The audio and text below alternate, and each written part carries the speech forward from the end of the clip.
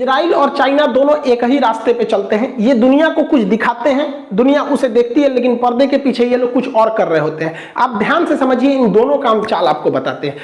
1948 में फिलिस्तीन पर पूरी तरह से धावा बोल दिया इजराइल ने और पूरी तरह से अपना क्षेत्रफल विस्तार करना चालू किया।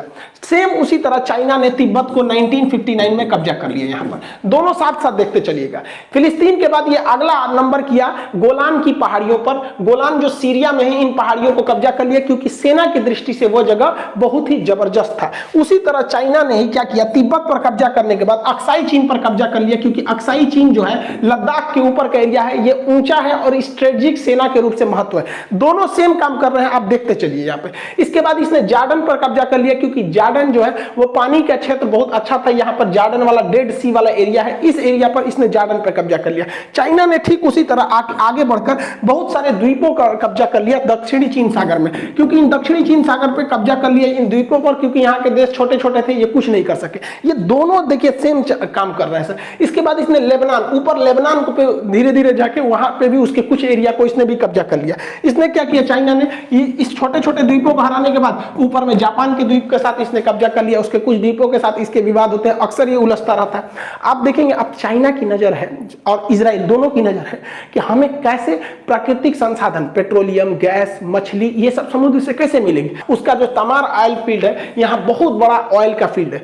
यही नीति पे चल दिया चाइना में। उसने दक्षिणी चीन सागर पर पूरा कब्जा करने बैठ गया है, क्योंकि दक्षिणी चीन सागर दुनिया का सबसे बड़ा समुद्र होने के साथ साथ यहाँ पर बहुत ही बड़ी मात्रा में पेट्रोलियम और गैस फील्ड को पाया जाता है। इन दोनों के युद्ध नीति में चार चीज बहुत तेज शामिल रहते हैं। सबसे पहले ये तब हमला करते हैं जब वर्ल्ड बिजी रहता है, जब दुनिया का ध्यान कहीं और भटका रहता है, तो ये लोग अटैक करके अपना क्षेत्रफल बढ़ा लेते हैं। दुनिया जैसे उभरी थी द्वितीय विश्व युद्ध से, सब शांति चाह रहे थे, इधर इन्होंने फिलिस्तीन पर विस्तार कर लिया। ठीक उसी तरह 1960-61 में अमेरिका और रूस युद्ध के कगार पे पहुंच गए थे। क्यूबन मिसाइल क्राइसिस, क्यूबा को लेकर पूरी दुनिया इंतजार कर रही थी, आज युद्ध हो जाएगा कि 2 घंटे बाद होगा कि कल होगा, इतना भयानक था। इसी का मौका देख के चाइना ने क्या कर लिया, धाए से 1959 में तिब्बत कब्जा कर लिया, 1962 में हमारे ऊपर हमला करके अक्साई चीन कब्जा कर लिया। पिछली बार जब लॉकडाउन लगा था तो चाइना ने क्या किया, हांगकांग पर नियम बना दिया कि हांगकांग पे हमारी सरकार रहेगी, जो हम यहाँ पे डिप्यूट करेंगे। यहाँ कोरोना को देखकर देखिए, पूरी दुनिया कोरोना के बीच में बिजी है। इजराइल कोरोना से निपट गया,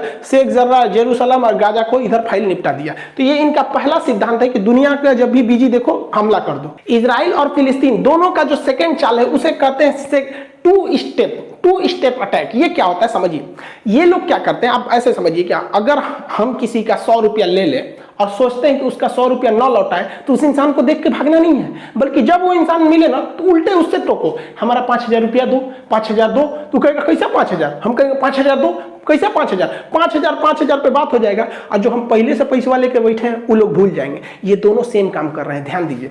अभी जो हुआ है वो जमीन को लेकर हुआ है, यहाँ पर वेस्टर्न बैंक पे शेख जर्रा पर। इजराइल ने कहा कि शेख जर्रा हम खाली करेंगे, शेख जर्रा हम खाली करेंगे, और इधर गाजा से हमला होने लगा यहाँ पर। तो ये जानबूझ के ऐसा काम करता है यहाँ हल्ला हो, और इसमें क्या किया, तबातोड़ गाजा और हमास को थूर दिया।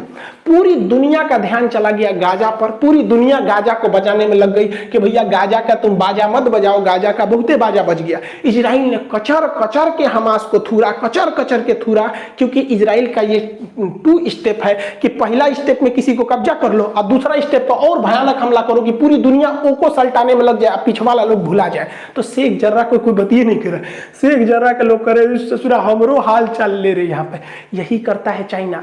चाइना ने तिब्बत पे कब्जा किया, ध्यान से समझिए, इन्होंने तिब्बत पे कब्जा किया 1959 में, और इस ससुरा चाइना को पता था कि भारत गुटनिरपेक्ष है, भारत इंसानियत पे चलता है, सही गलत के रास्ता को अच्छे से पहचानता है, भारत कभी न कभी भी आवाज उठाएगा। इसलिए ये ससुरा सेकंड स्टेप में चल दिया, कहां पर, लद्दाख पे, क्योंकि भारत अब तिब्बत का मैटर नहीं उठाएगा। अब तू कहेगा लद्दाख मेरा, लद्दाख तुम्हारा, लद्दाख मेरा, लद्दाख तुम्हारा, तिब्बत का मैटर चल जाएगा। यहां चाइना को लालच आ गया, उसने कहा कि तिब्बत अच्छा है, इससे भी अच्छा लद्दाख है, हम लद्दाख को नहीं छोड़ेंगे। तो चाइना को ये बात पता था कि अगर मैटर लद्दाख पे अटकेगा तो भारत कभी ना कभी इसे छुड़ा लेगा, इसलिए इसे अगले स्टेप में उलझाओ। इसलिए चाइना बार बार कहता है कि अरुणाचल प्रदेश मेरा है, अरुणाचल प्रदेश मेरा है, ताकि भारत के लोग कहें कैसा अरुणाचल प्रदेश, तू कहेगा मेरा है, हम कहेंगे मेरा है, हम कहेंगे मेरा है, कुल पंचायत अरुणाचल प्रदेश पे होगा, इसको लोग भूल जाएंगे। अजब हाल है।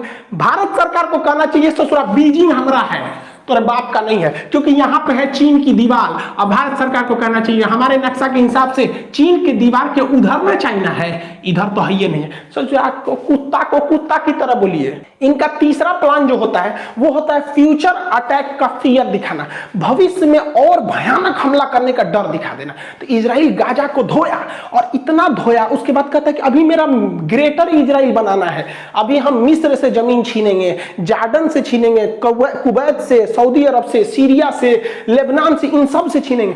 मतलब ये क्या करता है, किसी मरे हुए को इतना भयानक मारो, इतना मारो और सबको दहशत फैला दो कि कोई मेरे खिलाफ आवाज उठाए तो यही होगा। फिल्म में क्या होता है, एक गुंडा आता है, किसी ठेला वाले को पकड़ेगा, किसी कमजोर को पकड़ेगा, भयानक मारेगा, सरेआम गोली मार देगा, कहेगा मेरे खिलाफ किसी ने आवाज उठाया तो सही यही होगा। मतलब वो एक को मार रहा है और 10 को डर दिखा रहा है। यही सेम नीति अपनाता है चाइना। यहां तो आपने इजराइल को देख लिया कि कब्जा किया, उसके बाद और डरा रहा है। इसने क्या किया, तिब्बत पर कब्जा किया। पहली बात तो तिब्बत पर कब्जे किया, उसने कहा कि तिब्बत अभी हथेली है, तिब्बत अभी हथेली है, अभी इसकी 5 उंगलियां और लाएंगे, 5 उंगलियां और लाएंगे।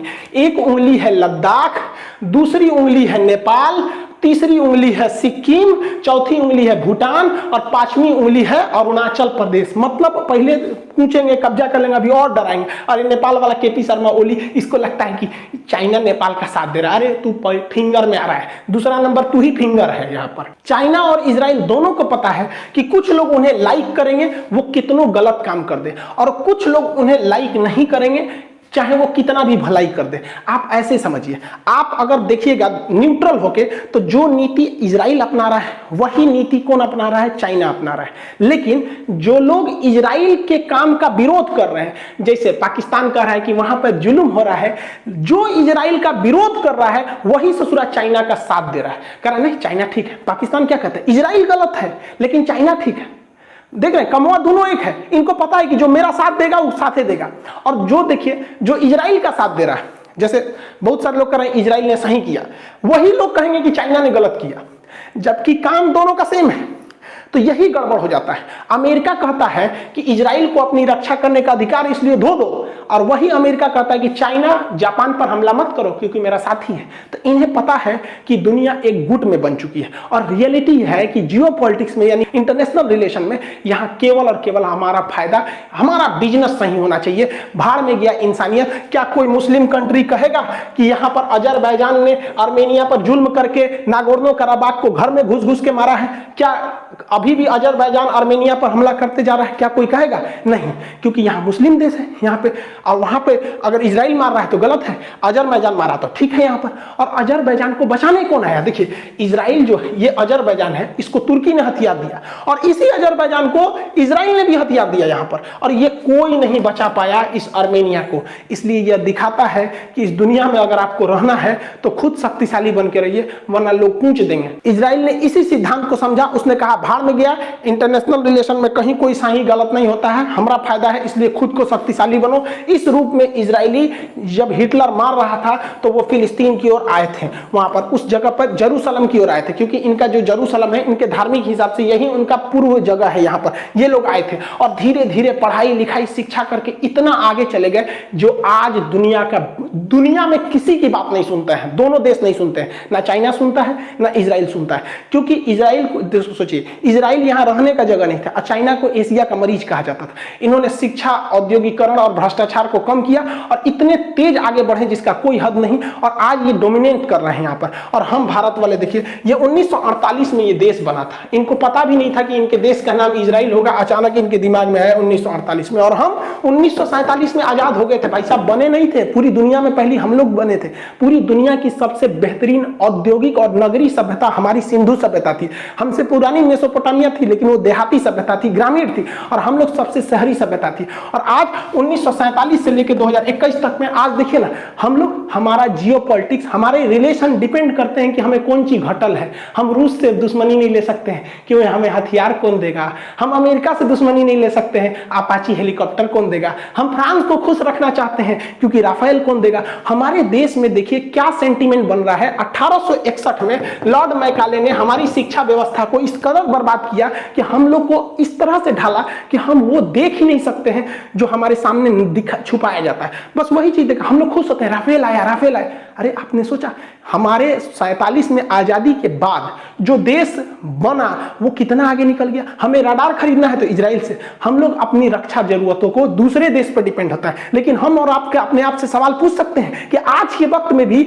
जब गलवान में चाइना घुस जाता है तो कोरोना के बीच में राजनाथ सिंह चले जाते हैं रूस में, कहते हैं कि MiG-21 दे दीजिएगा। भारत फोन लगाता है रूस के पास कि S-400 मिसाइल दे दीजिएगा, जबकि इजराइल को देखिए आयरन डोम से धो देता है दिवाली की रॉकेट की तरह। लेकिन हम लोग क्या करेंगे भाई साहब, अजीब स्थिति में हम लोग हैं। मतलब इजराइल को देखिए हर चीज में डिपेंडेंट है, उसके हथियार, उसके यहाँ पर एयर डिफेंस सिस्टम, उसका टैंक, हेलीकॉप्टर, कमांडो, हर चीज एकदम खतरनाक है। और हम लोग अभी भी डेवलप मतलब क्या डिपेंडेंट है। हमारी सेना जो है ना वो लड़ती है तो अपनी बहादुरी से, वरना हथियार तो विदेशी है वहां पर। अगर हमारे हथियार आ जाए और हम डिपेंडेंट हो जाए तो पूरी दुनिया में जो चाइना कहता है ना अक्साई चीन मेरा है, अरुणाचल प्रदेश मेरा है, और POK पाकिस्तान कहता है मेरा है, बस हमारे हथियार वो हो जाए, वरना हमारे फौजियों का जो हौसला है वो बेचारे हथियार से कहां लड़ते हैं, अपने कलेजा जिगर के दम पर वो लड़ते हैं। वरना हथियार तो उनको पता है विदेश वाला है, सप्लाई रोक दिया तो क्या करेंगे। आज हर मायने में इजराइल डेवलप हो गया, चाहे वो एनर्जी सेक्टर में हो या फिर वो किसी भी एग्रीकल्चर में हो, इंटरनेशनल रिलेशन में, कोई उस पर दबाव काम नहीं कर रहा है। और हम लोग के ऊपर आज भी विदेशी लोग का दबाव रहता है क्योंकि हमें डिपेंड ही नहीं है। चाइना से इतना हमला हुआ लेकिन हम चाइना से सामान नहीं रोक पाए। हमारे यहाँ एक ही चीज में डिपेंडेंसी है, नेतागिरी में। कोई नेता विदेश से नहीं जाता है सलाह लेने, हमको चुनाव जीतने में मदद कीजिए। ये लोग आत्मनिर्भर है, यही इसी में तो डेवलपमेंट हुआ है। सचुरा यहाँ पर कभी सोचे कि हम लोगों ने चुनाव कराने के लिए बैलेट अमेरिका से मंगाए हैं, पर्चा मंगाए हैं जापान से, ये सब यहीं पे बनेगा, पर्चा साटने के लिए, झंडा लड़ाने के लिए, ऐसे ऐसे ये सब टेक्निक। और इजराइल डेवलप होता गया। हम लोग क्या है कि हम लोग की जो शिक्षा व्यवस्था को लॉर्ड मैकाले ने इस तरह से चौपट किया ना कि हम लोग को मतलब सही गलत क्या, मतलब जहां जो मैटर हुआ, जैसे इजराइल फिलिस्तीन में हुआ, सब लोग देखने लगे इजराइल गलत है फिलिस्तीन, भैया इसका अन्य जगह पे क्या इफेक्ट पड़ेगा। और रियल में देखिए अगर हम लोग आत्मनिर्भर होते तो बहुत से जगह पे हम लोग को अपना सर झुका के रहना पड़ता है क्योंकि कहीं वो नाराज ना हो जाए। और इजराइल जैसा छोटा देश पूरी दुनिया को ललकार के कहता है कि मैं घूस के मारेंगे ओके घर में। इजराइल कितना छोटा है आप अंदाजा लगाइए कि इजराइल की जो जनसंख्या है, नेट पे सर्च करिएगा, इजराइल की जनसंख्या 9 मिलियन है और उससे ज्यादा हमारे सब्सक्राइबर है सब। सोचिए नेतन्याहू भाई, इनको क्या कहें हम यहाँ पर, बताइए। इतना छोटा देश इतना ज्यादा डेवलप है। ये डेवलप इसीलिए है क्योंकि इन्हें अपनी कमी का एहसास है और उसे सुधारते भी हैं। और हम लोग के साथ प्रॉब्लम क्या, अगर कोई कह दिया ना कि हम लोग में थोड़ा डेवलपमेंट पीछे, तो लोग कहते हैं सोचा क्या, कैसे बात करता, हम कहाँ पीछे हैं, हम इससे आगे, उससे। अजीब हाल है यार। आप खुद को सुधारिए, सही और गलत को पहचानिए।